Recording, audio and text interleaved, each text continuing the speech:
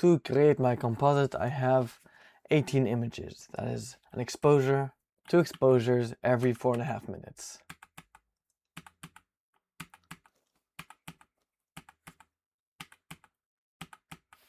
These get exported as a TIFF photo, Profit RGB, 16 bits in a subfolder. The darker ones are 1/3200, and the brighter ones range from, let's find a 1/500.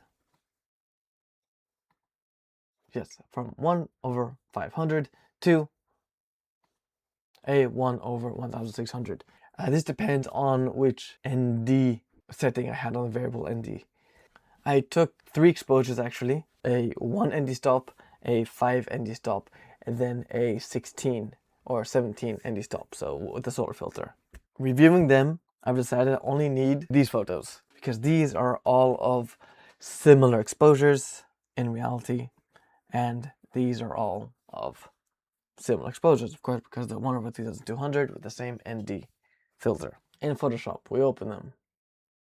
We align all the images so the tower is in the same scale, rotation, everything.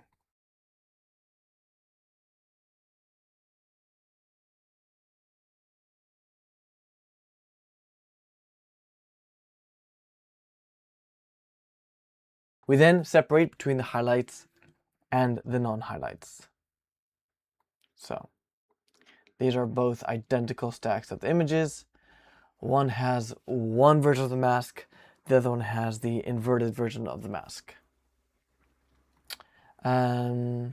This particularly has an additional manual masking to get rid of the lens flare, and so does this one, but the rest do not.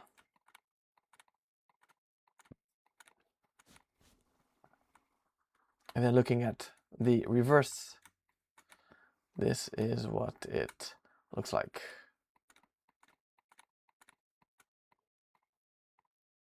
We darken this image to taste. Let's just add, for the sake of visibility, this is a luminosity we put as pass-through.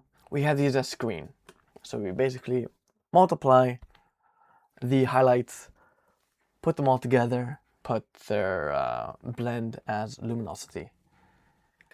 So this mask is made up of these also in screen,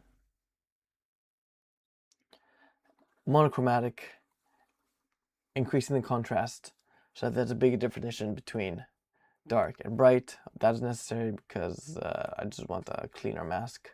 This gives us the clean sky without the sun glare. This adds in the brightness of the sky. That is it, because I didn't want to fully just remove the highlights. They are a part of the image.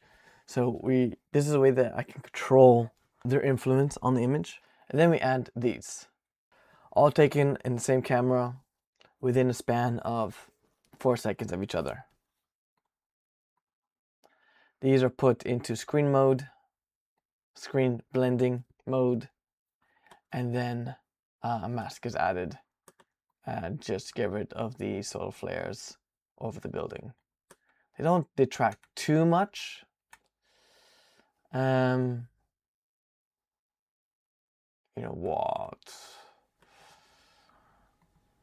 I think I'll keep them in. I'll keep them in. Yeah. We then saturate it, change a bit of the balance, and smoothen the sky color. Here it's kind of bluish gray. It's not very nice. So it's because the sky color of 5600 is probably not the most accurate as a baseline assumption.